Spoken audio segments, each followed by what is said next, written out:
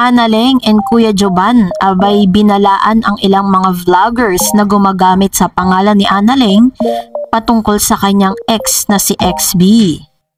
And Analeng abay pinagtanggol si Dindo Caraig laban sa mga bashers at sa pilit na sila'y pinaghihiwalay. Ano nga ba ang nakapalob sa balitang ito? Panoorin natin ito. Paganda ng kinasya, diba? Paganda na po ng paganda dyan siya.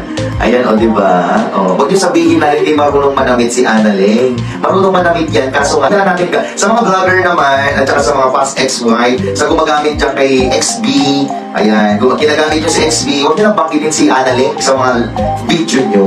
Oo, kasi hindi naman namin binabanggit yung pangalan ni XB sa mga video namin. Kasi wala naman kami pakialam doon. At saka wala rin po kami pakialam sa inyo.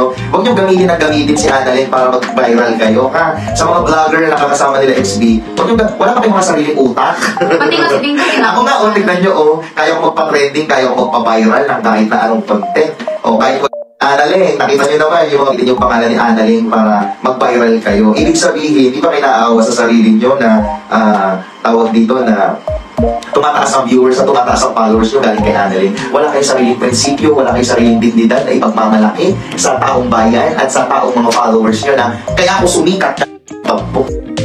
Mariin na kinundina ni Kuya Joban at nitong si Analeng ang ilan sa mga vloggers na pilit na inire-relate or ikinokonekta si Analeng sa kanyang ex-partner na si XB, kung saan marami pong mga vloggers ngayon ang naglilitawan at parang inaampon nila at ginagamit nila si XB para sa kanilang mga content, and then panay po ang banggit nila kay Analeng at dito kay Dindo Caraig. So dahil dito hindi na nga po nakapagpigil si Kuya Joban na balaan ng ilang mga vloggers, and I get his point na bakit kailangan banggitin at bakit kailangan na lagi pong banggitin yung pangalan ni Analeng sa kanilang mga videos at kanilang mga content, dahil alam po nila na viral at sikat na sikat ngayon ang Lindo or si Analeng at si Mr. Dindo Caraig. Ang masakit pa rito ay pilit pong sinisiraan at pilit na talagang marami po talaga yung mga vloggers na pilit na nakakakuha ng maraming followers at nakakakuha ng maraming mga viewers dahil po sa paggagamit nila kay Analeng sa kanilang mga content. And binalaan din ni Kuya Joban na kung maaari, kung gusto nila talagang mag-vlog at kung gusto po talaga nila na parang makita or magkaroon po sila ng sarili nilang videos, is hindi po nila kailangan banggitin si Analeng. Pwede naman po nilang gamitin si XB at all cost.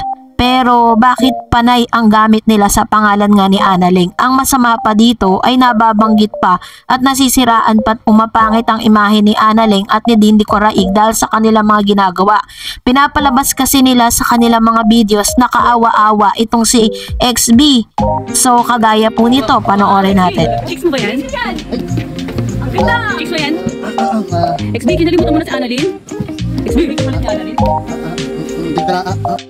Sample pa lang po yan ng ilan sa mga videos na kung saan nakikita nga si XB, tapos meron pa siya mga videos na parang binilan siya ng maraming mga damit, kung saan ito pong isang content creator na yun, di ko na lang ipapakita dito po sa ating screen, na parang lagi niyang binabanggit si Analeng dahil nag-garner po ng mapakaraming views.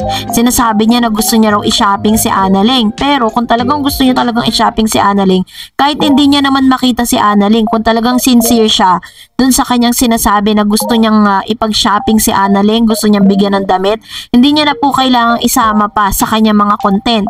Pwede naman po na i-shopping niya si Miss Analeng or ipadala niya yung gusto niyang ibigay kay Analeng kung talagang meron siyang tinatawag na sincerity dun sa kanyang ginagawa. So most of the time, ganyan po talaga ang mundo ng content, ganyan ang mundo ng social media.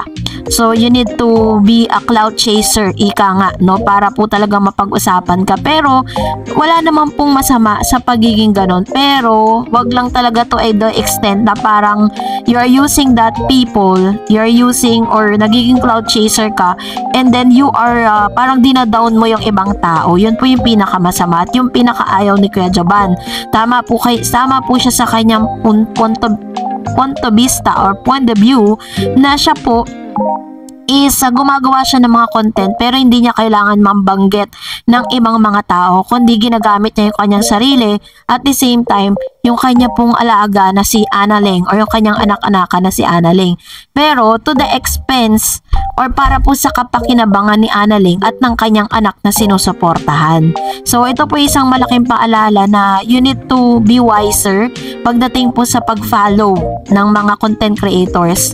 Kailangan doon po tayo sa content creators na very puro positive lang yung ibinibigay na nag-spread lang ng good vibes, diba? Pero kung nagustuhan mo ang video na ito, huwag mo kalimutang mag-like, mag-share at mag-subscribe at i-follow mo na rin ang aking Facebook page, DarEdsTV. And also, I have my TikTok account which is DarEdsTV. Pwede nyo rin po akong i-follow doon. Thank you for watching guys. God bless everyone!